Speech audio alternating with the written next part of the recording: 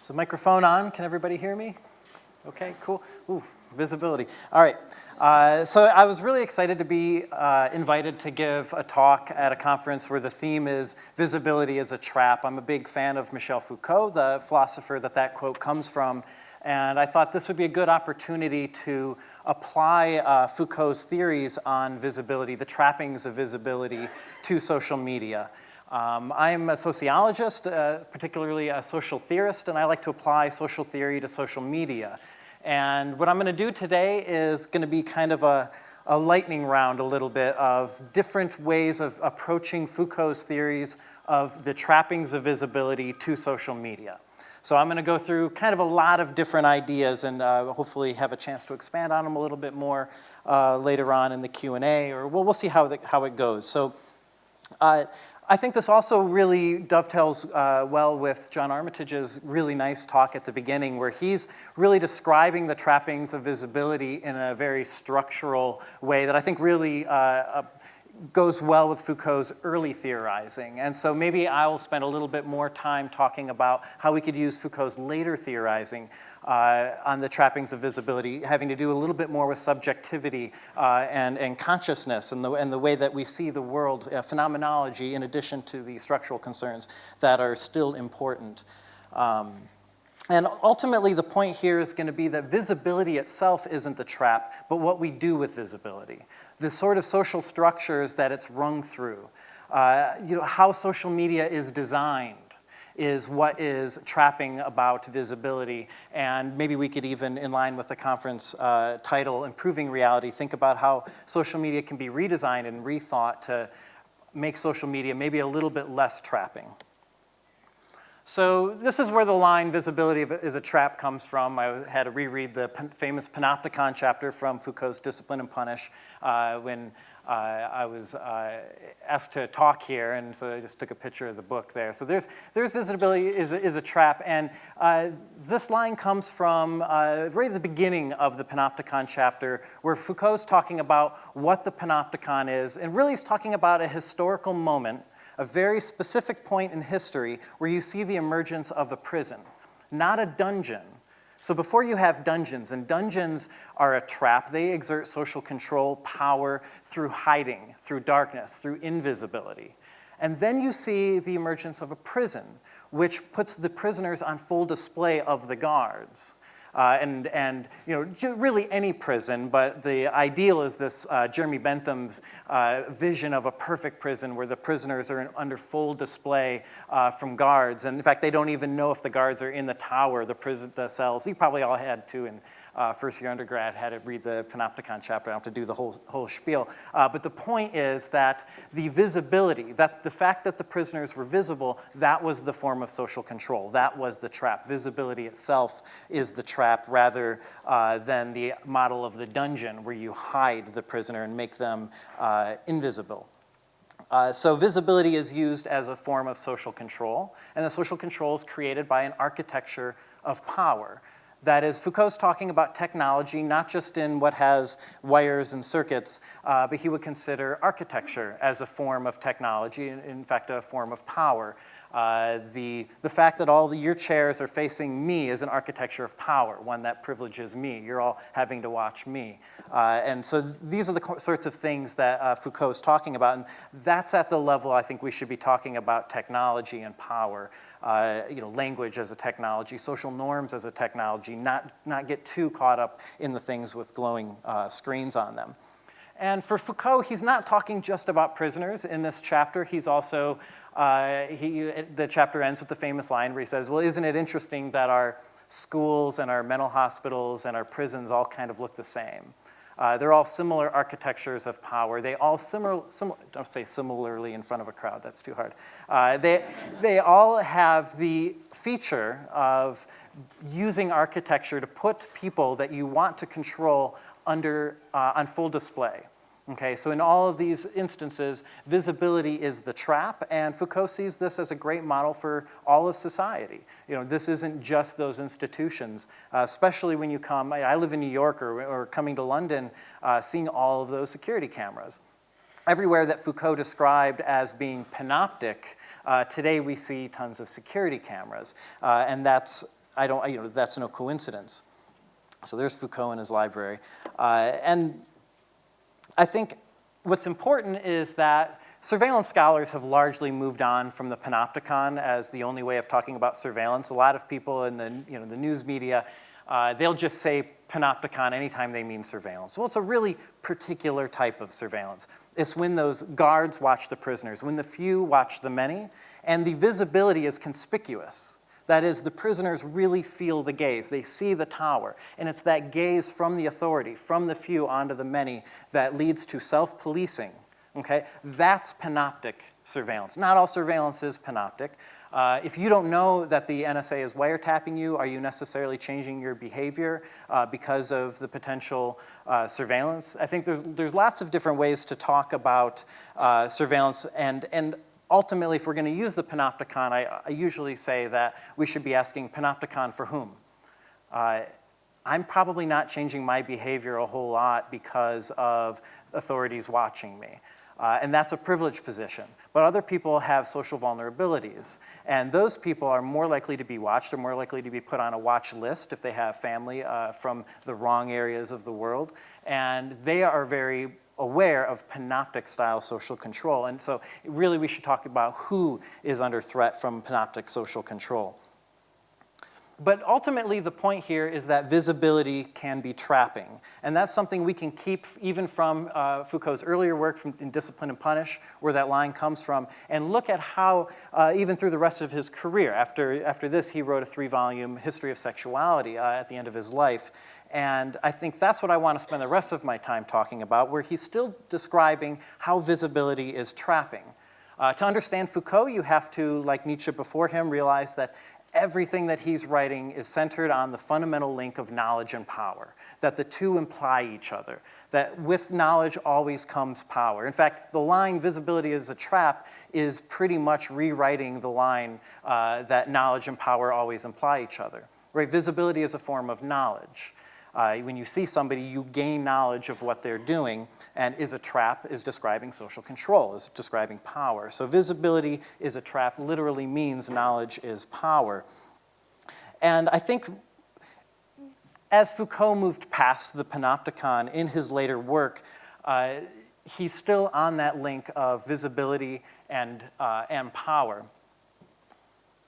And I'd like to apply some of these later theories to social media, how social media is a new type of visibility, and as such creates new traps. We have new types of knowledges happening around visibility with the rise of social media, and I think a lot of our discussions around the trappings, the types of social control, really center on those old panoptic fears. For good reason. The NSA, corporate surveillance, government spying, all those things are very, very important. But I think that shouldn't be the whole of how we talk about social media visibility as trapping. I think there's a lot more nuanced directions that we can go in addition to those other concerns. I'm not trying to rank them in any way. And ultimately, we should remember that social media, I keep on saying social media, that means many different things, and it's going to mean something different in the future. Social media is very young. It was designed in a very specific historical moment by a specific group of people with a specific set of politics and interests and fears and insecurities, and it's going to be redesigned. And I think we have a lot of opportunity right now to rethink some of those early decisions around social media and visibility. So here you have Emile Zola, and what I really like about this line, before the Pixar it didn't happen, is how photography is, I think, a really nice way of understanding this emergence of a young social media. Okay, so photography was even older than social media is now, depending on how you define social media. But when Zola said this, and this is a lot of the early interesting theories around photography that I think help us understand social media. Because what was photography when it was invented? It's a new technology that allows you to document yourself and the world and others in new ways. Well, that's exactly what social media is. And I think some of those early thinking around photography is a really nice way of understanding what's going on with social media. So Zola is kind of describing the camera eye. The camera eye is, if anybody who's taken a lot of photos knows what the camera eye is, that even when you put the camera down, you still see the world as a potential photograph. You can see the framing, you can see the lighting and the depth of field. And I think social media has similarly, I said it again, created a sort of a similar documentary vision that we see the world as a potential status update. When you have a good thought, oh, that'd be a good tweet. When you find a good slice of pizza, you might, oh, I might want to review this on Yelp. And of course, actually taking photos, as Zola is describing here. So we can look to early photography theory, I think, to describe some of what's happening on social media. And I'm going to come back to this. But also probably the most famous, or at least my favorite book on photography is called On Photography by Susan Sontag. And I think she really points to one of the implications of this documentary vision of the camera eye when talking about photography, that photography is inherently nostalgic. And I would like to apply that to social media, that all documentation, of course, is inherently nostalgic. Because what is a document asking us to do? What is tweeting your thought or taking a photo of me talking up here with the slides? You're seeing your present as a potential future past. You're seeing the present already as archive. The present isn't here for itself, it's here for the future. And you know in the future that this present will be a past.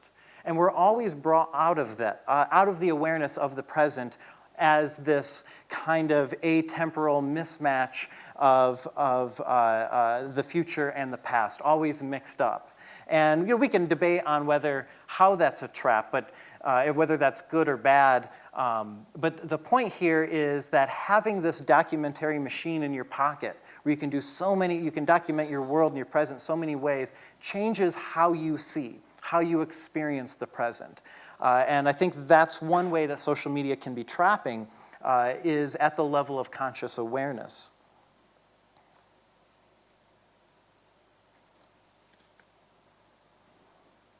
Okay, so I think one way to talk about this is really to hit at what social media, as it's dominantly designed to do, what it asks us to do. It asks us to take the ephemeral flow of lived reality and chunk that off into pieces, to atomize it, and then to take those pieces and upload them for other people to see, where it's going to be stored, where it's going to be collected, made permanent. It's going to be put in categories, right? It's going to be quantified, and of course, then it's going to be ranked. We're going to put likes and hearts and retweets and reblogs and repins and all the rest. We're going to do all of that, precisely through this logic of social media. And I think it's one of my favorite ways to describe this is what Baudrillard calls museumification. That is, to understand life as not alive and changing and fluid, but fixed, held still, frozen, and preserved. He describes us living life today as, when he was writing, it was more than a couple decades ago, as cellophane-wrapped meat in the grocery store. This is life that's been preserved, that's been collected. And of course, that cellophane-wrapped meat in the grocery store is dead, which is his ultimate point here. That social media is really asking us to treat life as if, treat our present moment as if it should be part of a museum, to look out for those experience trophies and to collect them, to arrange them, to organize them, and to treat all of life as a museum. And that's what I mean by always social media forcing us to understand reality, our present reality, as always a potential future past, rather than letting the present just be what it is, the present.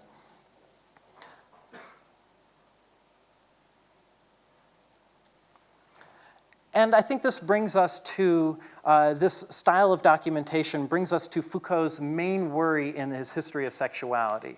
His main worry, when he's talking about sexuality, he's making a distinction between sex and sexuality. Sex is the physical act, the pleasure, the body. Sexuality is a whole set of identity that we place on top of sexuality. That is what you're into, what you're not into, what you think is right, what you think is wrong. And Foucault's looking at the emergence of this identity.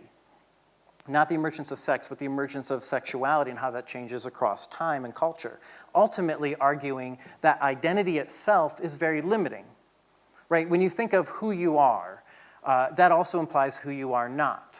The kind of Disney message is always be true to yourself, be who you are, you have do you, lines like that. And Foucault sees that idea of having to be true to yourself as the ultimate source of social control today.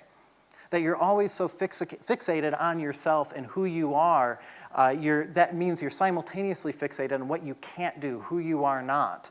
And I think it's a fair point, and kind of just something I'm throwing out there for this talk, is that I think social media is really proving Foucault's point.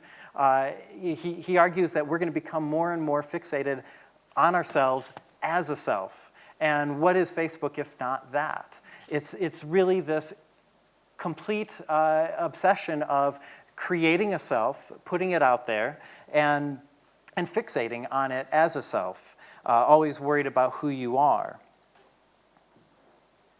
And in a way, ourselves have been piling up. We have all these social media profiles, and our self is accumulating, and we're really obsessed with ourselves. And I feel like at some point it becomes kind of a burden to have so much of ourselves out there.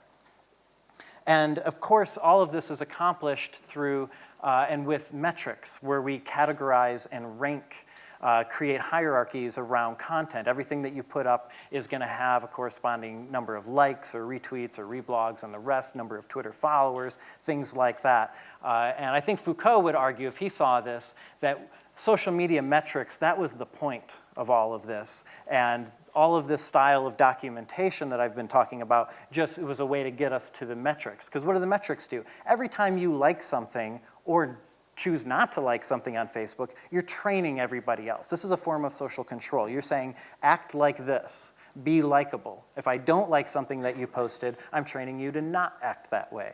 And this is a form of social control. This is exactly the kind of social control Foucault's talking about through most of his career, towards normalization. And to act normal, to act likable, to speak in a retweetable way. That would be a good tweet, to speak in a retweetable. So I think that is ultimately what Foucault's talking about when he's describing normalization. And when he says normalization, he means the ideal for the authority, those that have more social power. And so I have a couple minutes left, so I want to finish. So as you can see, I'm sort of lightning through all these different points. But I do want to finish with the point that, again, visibility isn't a trap, it's what we do with it. I think that we also need to talk about not just the trappings of visibility, we need to talk about the pleasures of visibility. And maybe that's not supposed to be part of this program, but when it comes to improving reality, I think we should talk about improving social media, how it can be designed, rethinking some of these things. So I've been writing about ephemerality in social media. I think the idea that everything that we do and post should be archived forever online is a fairly radical idea.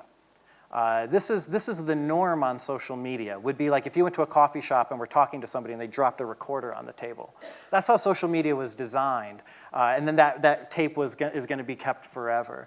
And what if we what if we design social media not as creating this separate virtual document double reality, but instead respecting the kind of reality that we have here, and understanding social media not as something separate and virtual. What if things were by default ephemeral, as we're very used to when if you're at a coffee shop or at a bar? That's ephemeral by default and permanent if we choose it to be permanent. And I think designing social media with ephemerality in mind, designing social media maybe without so many metrics, pulling out follower counts, pulling out retweet counts and things like that to create a social media that treats the present as the present. That the present isn't expected to always be something that's placed in a museum, isn't always collected, isn't always put to work in our various hierarchies. I think what it would mean, by hierarchies I mean the metrics, the quantified hierarchies. And what I think that would mean is maybe a little bit less self. understanding social media, maybe not around the profile that archives and keeps you obsessed with this self, because as an archive, it's solid, it's frozen. It can be very burdening to have to live up to the self that you've already put on Facebook. And what if we could have a social media where we're not focused on profiles and the frozen self, but rather treat the self as something that is fluid and liquid, and that change is something that is incorporated into the affordances, into the design of the sites, rather than something that fights against it.